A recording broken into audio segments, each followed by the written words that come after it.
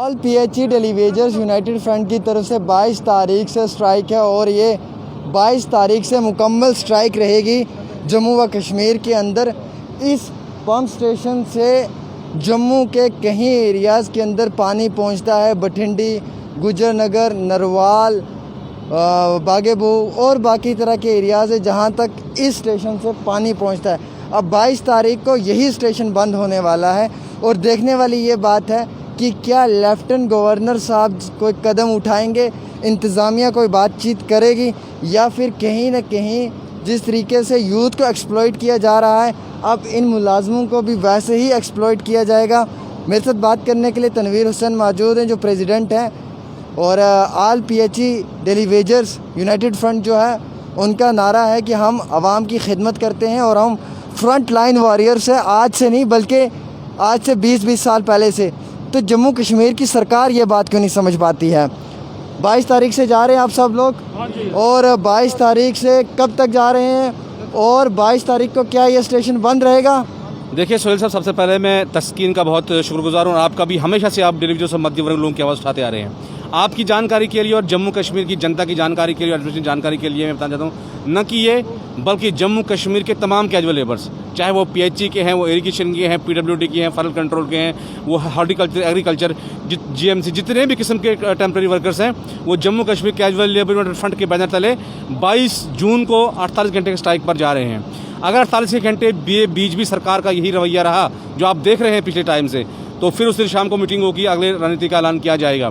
लेकिन अफसोस की बात है कि आज जो नए जॉब्स की बात की जा रही थी, आज नए लोगों को यहाँ पे लगाया जा रहा है, लेकिन जो हमारा खून पसीना इस स्टेशनों, इस डिपार्टमेंट में लगा है, आज सरकार हमें 5 नंबर या वो ये कह रही है आपको 5 साल की एग्रेशन दी जाएगी, जिसको Jammu Kashmir casual labour front सिरे से खारिज करती है। और पहले भी हमें ड्यू काम को मेमोरेंडम दे दिया है। आज हम चीफ सेक्रेटरी साहब को लेटर लिख रहे हैं, गवर्नर साहब को दे रहे हैं और दिल्ली पीएमओ ऑफिस में भी हमें जो है वो लेटर लिखे हैं और आज कापी उनको भी कर रहे हैं हम, कि कहीं भी सरकार ये ना बोले कि हमें इनको पूछा नहीं गया, हमें तक डिमांड नहीं पहुंचाई गई।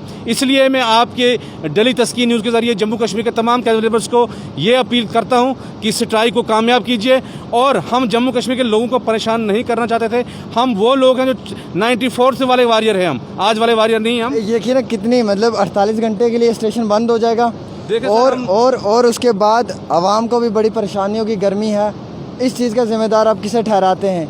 क्या वो सरकार जो लोगों से वादे करके वोट मांगती है, वो सरकार जो मुलाजमों के हक़ की बात करती है, आज वही सरकार ये दिन ला रही है कि इन मुलाजमों को मजबूर कर रही है और पूरी जनता को परेशान कर रही है? देखिए सोहेल साहब, हम अभी भी यही बोलते हैं, अभी भी हमारे 2-3 दिन हैं 22 को। हम चाहते हैं कि सरकार टेबल पे आ जाए, हमारे साथ बात करे, हमारे मुद्दों को हल कीजिए। हम जानते हैं कि जम्मू कश्मीर और हिंदुस्तान इस वक्त कोविड-19 की जो महामारी यहाँ पे चल रही है पूरे देश में, जम्मू में उससे त्रासद दिल्ली नए केसेस आ रहे हैं। लेकिन मैं आपको ये बोल दूँ कि सर, कल एक NYC साथी हमारा बटकाम का मकबूल अहमद, वो कल रात का जो बुलेटिन आया है कोविड-19 का, उसमें उसको पॉजिटिव पाया गया और सिर्फ केवल 2500 रुपये सैलरी। IDFC वर्कर जो 3000 रुपये में जो कोरोना पेशेंट को एक जगह दूसरी जगह ले रहे हैं और उनके लिए भी सरकार कोई सोची। सफाई कर्मचारी हूँ, इरिगेशन के साथी हूँ, PHE वर्कर्स हूँ, किसी लिए भी सरकार जो बात करके जो है ना ही PP किट हमें दिए हैं। आज जितने भी जो मास्क साथियों ने लगाए हुए हैं, अपने से किसी कोई सैनिटाइजर नहीं, कोई कुछ नहीं है। और 1 करोड़ रुपया जो 50 लाख जम्मू 50 लाख कश्मीर के लिए है, वो तक हमें नहीं मिला। सैलरी पिछले 2 महीने से सेक्रेटरी पड़ी हुई है, वो रिलीज नहीं कर रहे हैं। ये कह रहे हैं कि 20% आपको काटा जाएगा, Jammu Kashmir relief care fund में दिया जाएगा। हमारा उससे एतराज़ नहीं है, हमें दो कुछ फिर लो, पहले से सैलरी। प्रधानमंत्री जी के स्टेट केयर फंड में 5 करोड़ भी जम्मू कश्मीर की भाजपा ने डोनेट कर दिया है। किस तरह से आप देखते हैं वो 5 करोड़ का वहाँ पर दे के यहाँ पर 50,000 घरों का चिराग बुझाया जा रहा है? क्या 50,000 घरों को भूखे पेट मारे जा रहा है? देखिए सर, हम उस पैसे की और बात नहीं करेंगे, वो सरकार जाने, उनका एडमिशन का काम जानेंगे कि उनने उस पर क्या करना है। लेकिन हमारा यही स्टैंड है, वो इस 5 करोड़ की बात नहीं कर रहे हैं। वैसे ट्रंप भी तो भारत की यात्रा पे आया था, हज़ारों करोड़ रुपये उस पर खर्च हुआ और वो चाहते थे जम्मू यहाँ पे हिंदुस्तान में जो मध्यम वर्ग के लोग हैं, जो मजदूर लोग हैं, उनको तो रिलीफ दे सकते थे। लेकिन सरकार नए ऑर्डर्स, कभी 12 वोचर की इशू निकाल के लोगों को परेशान कर रही है, कभी ये कह रही है कि 15 उनके 2016 तक जो 12 वोचर उनको सैलरी मिलेगी। जब सब सैलरी नहीं दी तो वोचर CV वोचर बनाना हमारा काम नहीं था, हमारा काम है डिपार्टमेंट को चलाना। आज ये कह रहे हैं आपको टेस्ट देना पड़ेगा। मुझे बोलिए कि साथियों ने जिनको 20-25 साल पेन छोड़े हुए, आज ये कौन सा टेस्ट क्वालिफाई कर पाएंगे? अंकल, कितना टाइम हुआ है आपको पेन छोड़े हुए? कितना वक्त हुआ? क्या आज आप एग्ज़ाम दे पाएंगे, वो इम्तिहान पास कर पाएंगे? नहीं, हम नहीं दे सकते इस टाइम। आपको मालूम होता है OMR शीट क्या होता है? नहीं, इस पे एग्ज़ाम देते हैं? नहीं। अब कुछ नहीं ऐसी ऐसी पॉलिसियाँ क्यों बना रहे हैं? पता। क्या पता, अब जो हमें बेवकूफ़ बना रहे हैं। हम 94 के हैं, इधर काम कर रहे हैं, पैसे ही बस कभी कुछ अगर आपको 20 पॉइंट दें, क्या आपसे 20 पॉइंट से भी पास होगा? नहीं, हमें नहीं होगा, नहीं होगा। अब हमें पेन छोड़े भी कितनी देर होगी, ना हम सही तरह लिख पाएंगे ना कुछ करेंगे। क्या चाहते हैं गवर्नमेंट से, इसके बदले में क्या मांग है आपकी? हमें यही मांग है कि हमारा रेगुलेशन किया जाए, हमें अपना हमारा बेनिफिट दिया जाए।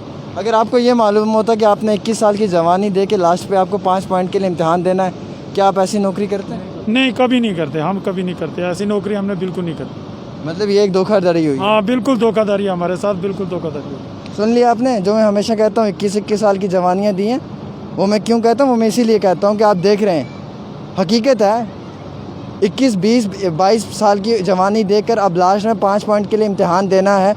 पास करना बड़ी मुश्किल की बात है, एक रोल नंबर भरना होता है एक OMR शीट पे, वो भरना मुश्किल हो जाएगा इनके लिए।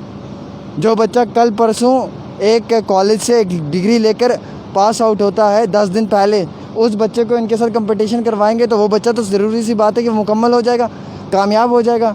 और इन लोगों ने इसी नौकरी के भरोसे अपनी ज़िंदगियाँ गुजार दी इन स्टेशंस के अंदर। कभी भूखे रहे, कभी प्यासे रहे, कभी सैलरी नहीं मिली, कभी घर परिवार में बच्चे बीमार रहे, कोई एहसास नहीं रहा। सिर्फ मैं इतना कहूँगा कि इन लोगों के साथ आज 21 साल की जवानी देने के बाद बड़े दुख के साथ कहना पड़ रहा है कि जो पॉलिसी ला के खड़ी की है ना सरकार ने, मुझे समझ नहीं आती है कौन सी पॉलिसी है और ये कौन सी राजनीति है और ये कौन सा हक इंसाफ है।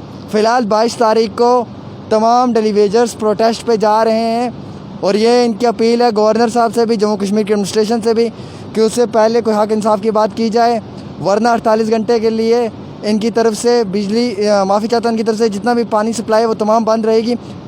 ये पंपिंग स्टेशन जो है ये भी बंद रहेगा। और 48 घंटे में अगर जम्मू में किसी भी जगह पानी ना पहुंचा तो आप समझ सकते हैं कि कितनी परेशानी होगी, कितनी मजबूरियां आएंगी। ये देखने वाली बात होगी। हर शख्स पानी का टैंकर अपने घर में नहीं डाल सकता है, कोई गरीब भी है, इस लॉकडाउन की वजह से उसके पास पैसे भी नहीं है और वक्ती तौर से पानी भी नहीं पहुंचा, तो ये समझ लेना कि उस इंसान को बड़ी परेशानी भी आ सकती है। और ज़िम्मेवार इसकी एडमिनिस्ट्रेशन रहेगी, ना PHE और ना डेलीवेजर यूनाइटेड फ्रंट। ये गवर्नमेंट के ख़िलाफ़ आवाज़ उठा रहे हैं। अब गवर्नमेंट को ही देखना है कि किस तरह से इनका हक इंसाफ किया जाए। आप देखते रहे तस्कीन न्यूज़ 24/7 आमिर के साथ जम्मू से।